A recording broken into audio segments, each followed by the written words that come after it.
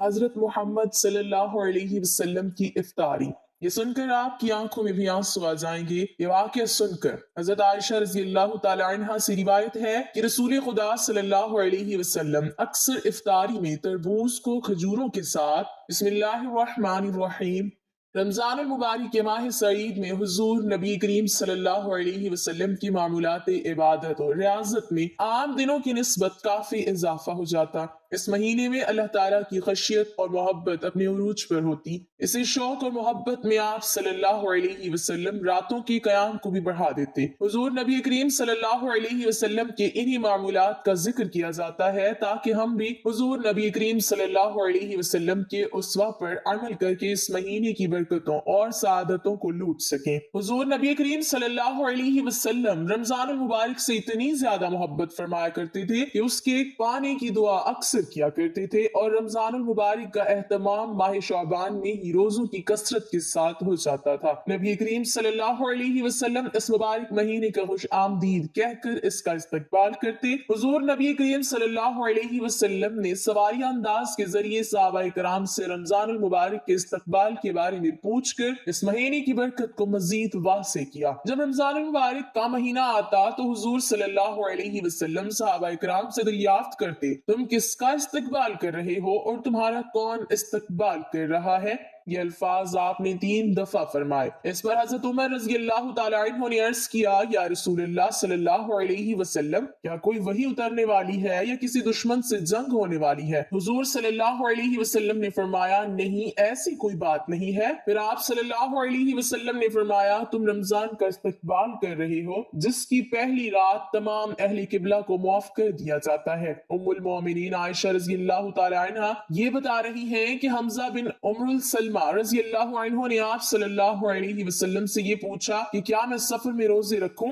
آپ صلی اللہ علیہ وسلم نے انہیں اختیار دیا کہ اگر چاہو تو روزہ رکھو اور اگر چاہو تو روزہ نہ رکھو۔ یہاں پر روزہ سے مراد فرض روزہ ہے، اس لیے کہ آپ صلی اللہ علیہ وسلم کا فرمان ہے کہ یہ اللہ کی طرف سے رخصت ہے۔ اس سے معلوم ہوتا ہے کہ حمزہ رضی اللہ تعالی عنہ کا یہ سوال فرض روزوں کے بارے میں تھا۔ اس کی دلیل ابو داؤد کی روایت کردہ یہ حدیث ہے کہ حمزہ بن عمرو سلمہ رضی اللہ تعالی عنہ نے پوچھا، اے اللہ کے رسول صلی اللہ علیہ وسلم، میں صاحب سواری ہوں جسے میں استعمال میں لاتا ہوں، کبھی اس پر خود سفر کرتا ہوں اور کبھی اسے کرائے پر دے دیتا ہوں، اور بسا اوقات دوران سفر یہ مہینہ یعنی رمضان آ جاتا ہے اور میں روزہ رکھنے کی طاقت رکھتا ہوں۔ الحدیث۔ اس بات کا بھی احتمال ہے کہ یہ سوال متعلق روزہ رکھنے کے بارے میں تھا، چاہے وہ واجب ہو یا نفل، کیونکہ عائشہ رضی اللہ تعالی عنہ کا قول ہے اور وہ بہت زیادہ روزے رکھنے والے تھے۔ اس سے یہ واضح ہوتا ہے کہ سفر میں روزہ نہ رکھنے کی اجازت ہے۔ جس نے رخصت کو لے لیا اس نے درست کیا، اور جس نے روزہ رکھا اس کے لیے یہ جائز ہے اور اس کے روزے کو واجب کا ادا کرنے والا سمجھا جائے گا۔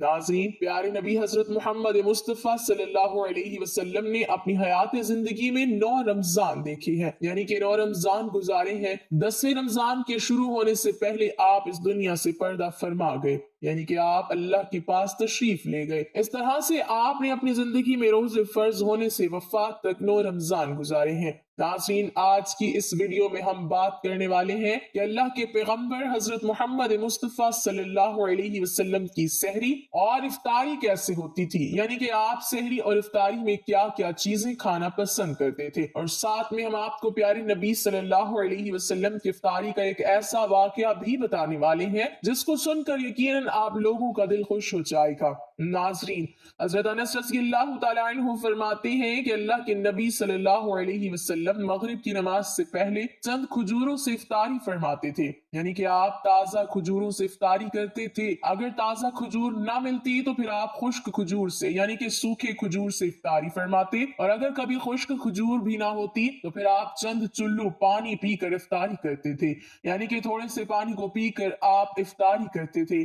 ایک اور حدیث پاک میں ہے کہ اللہ کے نبی صلی اللہ علیہ وسلم ان کھجوروں سے یا پھر کسی ایسی چیز سے افطاری فرماتے تھے جو آگ کی پکی ہوئی نہ ہوتی تھی، جیسے کہ پھل فروٹس، یعنی کہ آپ اس طرح کی چیزوں سے روزہ کرنا یعنی افطار کرنا زیادہ پسند فرماتے تھے۔ اسی لیے یاد رکھیں، تازہ کھجور سے افطاری کرنا یہ مستحب ہے، اور اگر تازہ کھجور نہ ملے تو خشک کھجور سے یعنی چھوارے سے روزہ کھولنا بھی بہتر ہے، اور اگر کبھی خشک کھجور بھی نہ ملے تو پھر پانی سے افطاری کرنا بھی ہمارے نبی صلی اللہ علیہ وسلم کی سنت ہے، یا پھر اس کے علاوہ جوس یا دودھ کے ساتھ بھی روزہ کھولنا بہتر ہے۔ یاد رکھیں اللہ کے نبی صلی اللہ علیہ وسلم افطاری میں آگ پر پکی ہوئی چیزوں کو نہیں کھاتے تھے۔ اس کا مطلب یہ نہیں کہ اس کے لیے آپ صلی اللہ علیہ وسلم نے منع فرمایا ہے، بلکہ اس کے بارے میں آپ نے ارشاد فرمایا ہے کہ افطاری میں آگ کی پکی ہوئی چیزوں کو کھانے سے پیٹ کو نقصان پہنچتا ہے، معدے کو نقصان پہنچتا ہے، اسی لیے آپ اپنے آپ کو اس پریشانی سے بچانے کے لیے ایسا کرتے تھے۔ مگر آج کل تو دیکھنے میں آتا ہے کہ زیادہ تر لوگ افطاری میں سموسے اور پکوڑے کو کھانا ہی زیادہ پسند کرتے ہیں،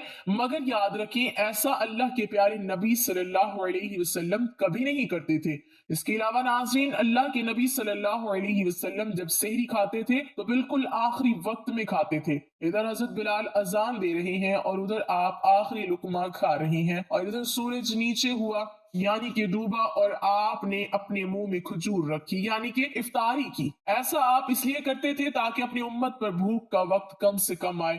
ایک مرتبہ اللہ کے نبی صلی اللہ علیہ وسلم سحری کے وقت میں بکرے کی سیری کھا رہے تھے۔ حضرت علی رضی اللہ تعالی عنہ بھی آپ کے ساتھ میں تھے۔ اتنے میں حضرت بلال رضی اللہ تعالی عنہ آئے اور عرض کرنے لگے، یا رسول اللہ صلی اللہ علیہ وسلم، وقت ختم ہو گیا ہے، میں اذان دینے جا رہا ہوں، آپ برائے مہربانی کھانا پینا بند کریں۔ اور یہ کہہ کر حضرت بلال اذان دینے چلے گئے اور اذان دینے کی تیاری کرنے لگے۔ اتنے میں حضرت بلال کو خیال آیا کہ پتہ نہیں میرے نبی نے کھانا پینا بند کیا ہے یا نہیں، اس لیے حضرت بلال رضی اللہ تعالی عنہ واپس آ گئے اور آ کر دیکھا تو ابھی بھی اللہ کے نبی سحری کھا رہے تھے۔ یہ دیکھ کر حضرت بلال نے کہا، یا رسول اللہ صلی اللہ علیہ وسلم، اللہ کی قسم سحری کا وقت ختم ہو گیا ہے، صبح ہو گئی ہے۔ تو یہ سن کر آپ صلی اللہ علیہ وسلم نے اپنے ہاتھ نیچے کر لیے اور کہنے لگے، اے بلال، ابھی وقت باقی تھا، لیکن تیری قسم کھانے پر اللہ نے اس کو پہلے ہی نکال دیا کہ تیری قسم کہیں جھوٹی نہ پڑ جائے۔ پھر حضرت علی رضی اللہ تعالی عنہ نے فرمایا، اگر بلال قسم نہ کھاتے تو جب تک میرے نبی صلی اللہ علیہ وسلم کھاتے رہتے تب تک صبح صادق نہ ہوتی۔ اب ناظرین، آپ کو ان 10 چیزوں کے بارے میں بتاتے ہیں جن کو اللہ کے پیارے نبی صلی اللہ علیہ وسلم بہت پسند فرماتے تھے اور ان کو شوق کے ساتھ تناول فرمایا کرتے تھے۔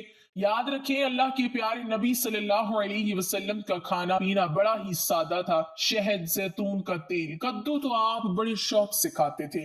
آپ اپنے منہ اور دانتوں کا بھی بہت خیال رکھتے تھے، اس وجہ سے آپ کچا پیاز اور لہسن کبھی نہیں کھاتے تھے۔ آپ پیاز اور لہسن کو ان کی بدبو کی وجہ سے ناپسند فرماتے تھے۔ یاد رکھیں اللہ کے رسول صلی اللہ علیہ وسلم کو اگر کوئی چیز یا کوئی کھانا پینا پسند نہ ہوتا تو آپ اس کو چھوڑ دیتے تھے، یعنی کہ اس کو نہیں کھاتے تھے، مگر اس چیز کو آپ برا نہیں کہتے تھے۔ حدیث پاک میں ہے کہ اللہ کے نبی صلی اللہ علیہ وسلم کی عادت مبارک تھی کہ آپ کو جس قسم کا بھی کھانا مل جاتا تھا آپ اس کو تناول فرما لیتے تھے، یعنی کہ آپ وہ تمام کھانے جو خدا نے حلال کیے ہیں اس کو تناول فرما لیتے تھے۔ مگر یہ 10 چیزیں اللہ کے نبی کو بہت زیادہ پسند تھی، ان کو آپ بڑے ہی شوق کے ساتھ تناول فرماتے تھے۔ نمبر 1، کھجور۔ ناظرین، اللہ کے پیارے نبی حضرت محمد صلی اللہ علیہ وسلم کو کھجور سب سے زیادہ پسند تھی۔ آپ چند کھجوروں سے افطاری فرماتے تھے، یعنی کہ تازہ کھجوروں سے آپ افطاری کرتے تھے۔ اگر تازہ کھجور نہ ملتی تو پھر آپ خشک کھجور سے افطاری کرتے تھے، اور اگر خشک کھجور بھی نہ ملتی تو پھر آپ پانی سے افطاری کرتے تھے۔ کھجوروں میں سب سے زیادہ آپ کو اجوا کھجور سب سے زیادہ پسند تھی۔ آپ صلی اللہ علیہ وسلم نے فرمایا کہ جس گھر میں کھجور ہوتی ہیں اس گھر میں کبھی بھی فاقہ نہیں ہوتا۔ نمبر 2، انگور۔ ناظرین، اللہ کے پیارے نبی حضرت محمد صلی اللہ علیہ وسلم کو انگور کھانا بھی بہت پسند تھا، یعنی کہ آپ انگور کو بڑے ہی شوق کے ساتھ کھاتے تھے، کیونکہ انسانی صحت کے لیے بھی ایک یہ بہت ہی فائدہ مند پھل ہے۔ نمبر 3، انار۔ ناظرین، پیارے نبی صلی اللہ علیہ وسلم کو انار کھانا بھی بہت زیادہ پسند تھا۔ آپ انار کو بھی بڑے شوق کے ساتھ کھاتے تھے۔ آپ صلی اللہ علیہ وسلم نے فرمایا کہ انار جنت کے پھلوں میں سے ایک پھل ہے۔ نمبر 4، انجیر۔ ناظرین، اللہ کے نبی حضرت محمد صلی اللہ علیہ وسلم کی پسندیدہ غذاؤں میں سے ایک غذا انجیر بھی ہے۔ آپ صلی اللہ علیہ وسلم نے فرمایا کہ انجیر بھی جنت کے پھلوں میں سے ایک پھل ہے، کیونکہ جنت میں جتنے بھی پھل ہوں گے وہ انجیر کی طرح ہوں گے، ان میں انجیر کی طرح نہ کوئی چھلکا ہوگا اور نہ ہی کوئی گٹھلی ہوگی۔ اس کے علاوہ آپ صلی اللہ علیہ وسلم نے فرمایا کہ انجیر کا پھل کئی طرح کی بیماریوں کو بھی روکتا ہے۔ نمبر 5 تربوز۔ ناظرین، اللہ کے نبی حضرت محمد صلی اللہ علیہ وسلم کو افطاری میں تربوز بھی بہت زیادہ پسند تھا۔ آپ اکثر تربوز کو کھجور کے ساتھ ملا کر کھاتے تھے۔ حضرت عائشہ رضی اللہ تعالی عنہا سے روایت ہے کہ رسول خدا صلی اللہ علیہ وسلم اکثر تربوز کو کھجوروں کے ساتھ ملا کر کھاتے تھے۔ نمبر 6 دودھ۔ ناظرین، دودھ بھی ہمارے پیارے نبی حضرت محمد صلی اللہ علیہ وسلم کی پسندیدہ غذا میں سے ایک غذا تھی۔ آپ کو دودھ بہت زیادہ پسند تھا۔ آپ اکثر گائے اور بکری کا دودھ استعمال کرتے تھے۔ آپ دودھ کو کبھی خالص تو کبھی پانی میں ملا کر پینا پسند کرتے تھے۔ نمبر 7 شہد۔ ناظرین، اللہ کے پیارے نبی صلی اللہ علیہ وسلم کو شہد بھی بہت زیادہ پسند تھا۔ آپ اکثر شہد کا استعمال کرتے تھے، اور یہی نہیں، شہد کا ذکر قرآن پاک میں بھی کئی دفعہ آیا ہے۔ نمبر 8 گوشت۔ ناظرین، پیارے نبی صلی اللہ علیہ وسلم کو گوشت کھانا بھی بہت پسند تھا۔ آپ نے فرمایا کہ دنیا اور جنت دونوں جگہ میں سب کھانوں کا سردار گوشت ہوگا۔ آپ صلی اللہ علیہ وسلم شوربے والے گوشت کو زیادہ پسند فرماتے تھے۔ حدیث پاک میں آیا ہے کہ اللہ کے پیارے نبی شوربے والا اور بھنے ہوئے گوشت کو زیادہ شوق سے تناول فرماتے تھے۔ آپ کو بکرا اور بکری، دمبا اور اونٹ کا گوشت سب سے زیادہ پسند تھا۔ نمبر 9 جو کی روٹی۔ ناظرین، اللہ کے نبی حضرت محمد صلی اللہ علیہ وسلم کو جو کی روٹی بھی بہت زیادہ پسند تھی۔ آپ اکثر جو کی روٹی کھانا پسند کرتے تھے اور بغیر چھانے ہوئے آٹے کی موٹی روٹی تناول فرماتے تھے۔ نمبر 10 چاول۔ ناظرین، پیارے نبی صلی اللہ علیہ وسلم کو چاول کھانا بھی بہت زیادہ پسند تھا۔ آپ چاول کو بھی بڑے شوق کے ساتھ کھاتے تھے۔ آپ صلی اللہ علیہ وسلم نے فرمایا کہ اللہ نے چاول کے دانوں میں بہت برکت رکھی ہوئی ہے۔ اللہ پاک ہمیں حلال اور کشادہ رزق عطا فرمائے اور ہمارا خاتمہ ایمان پر فرمائے، آمین۔ ناظرین، کمنٹ باکس میں اللہ تعالیٰ کے 99 ناموں میں سے ایک نام ضرور ٹائپ کریں۔